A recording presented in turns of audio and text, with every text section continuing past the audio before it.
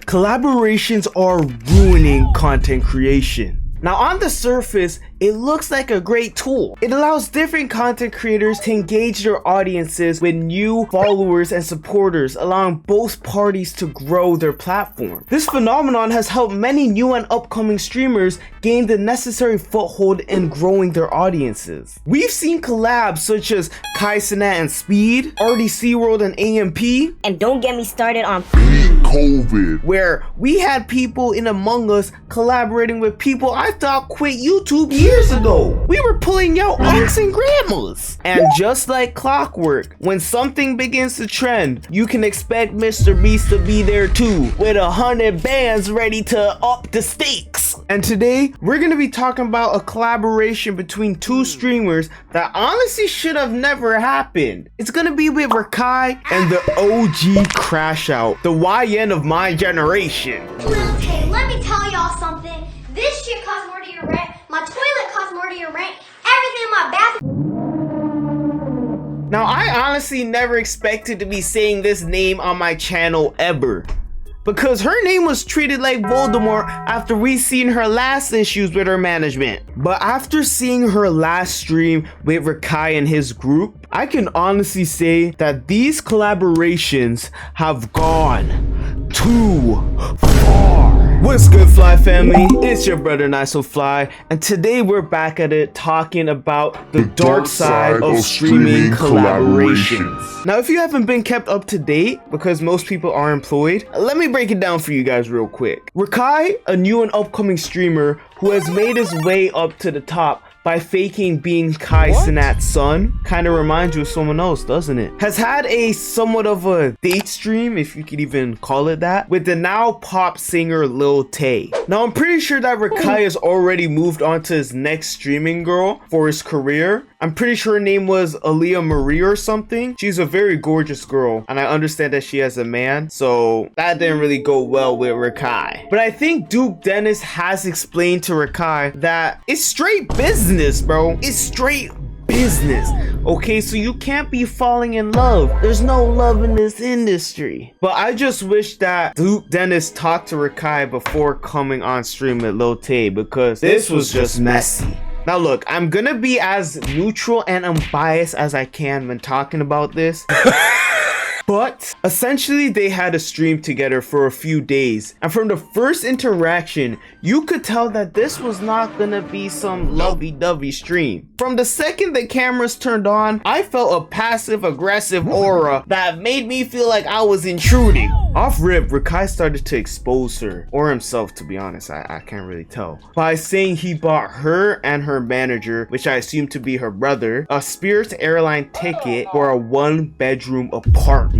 What's the airline? I don't know. Yeah, she took Spirit, okay? What? But is that bad? Did he get me on some? The reason why I took Spirit, no, listen, I know that Spirit's bad. Yeah, the reason So you knew it was bad and you put me on that. no, the reason I put you on Spirit was to get you here fast. Like, damn, Rakai, I understand. She's supposed to be the big flexer, big baller. She got more money in a day than our parents make in a year. But you should have known Lil Tay wasn't going to take no disrespect to stay quiet, man. But I get it, though. Rakai wasn't around during her prime days. In fact, I was just starting on YouTube at that time. When I say their interactions felt like someone trying to defuse Kyogre and Groudon from scrapping, it felt less like a stream and more like the Cold War with Twitch donations.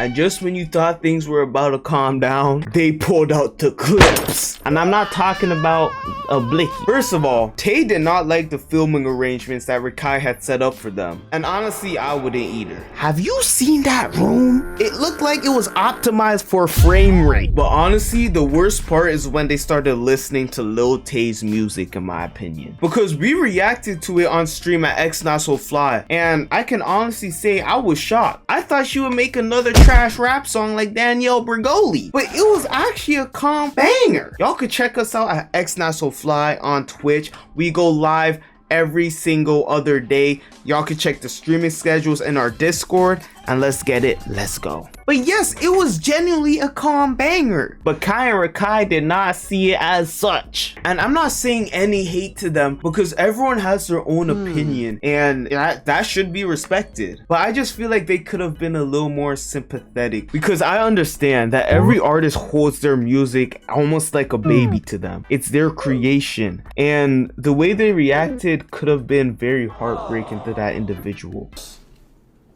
What you think?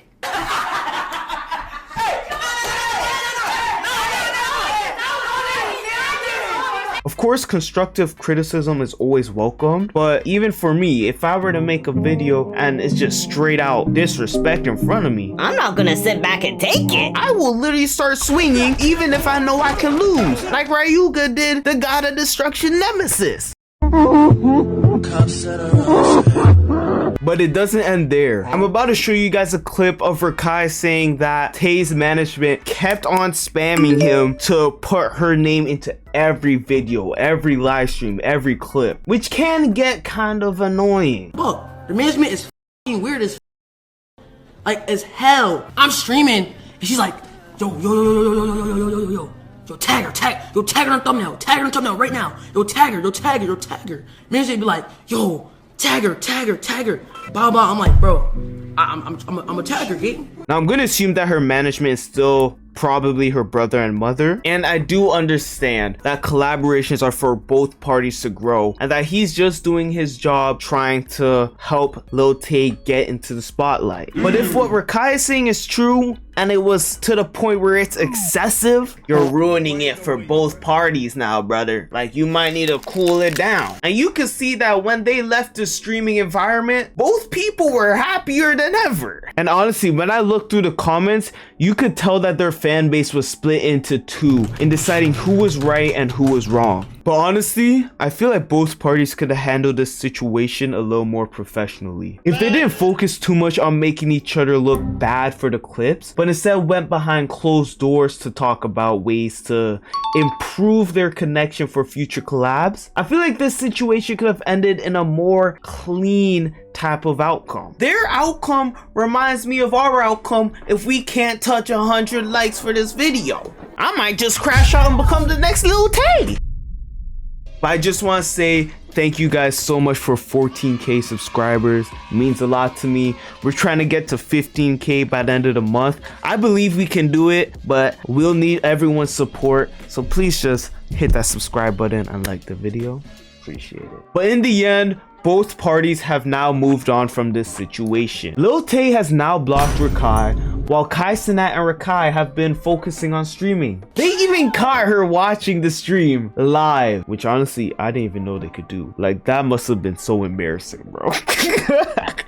But recently, with the entire stream house that's been going on, I don't believe that all these collaborations will end positively, especially if these different parties keep acting immature with one another. Now, I'm not saying any names, but I know Ty, Lil, and Rakai have been going at it a little bit. I don't know if it's clip farming or whatnot, but I'm at work half of the time, so I can't fully invest into it. But from what I'm seeing, it's not the healthiest combination. But let me know in the comments down below. Do you guys think that Lil Tay and her management were a little too excessive, or that Rakai was just being too childish and immature in this situation? Let me know by leaving a comment down below, and also any recent situations that you guys want us to cover.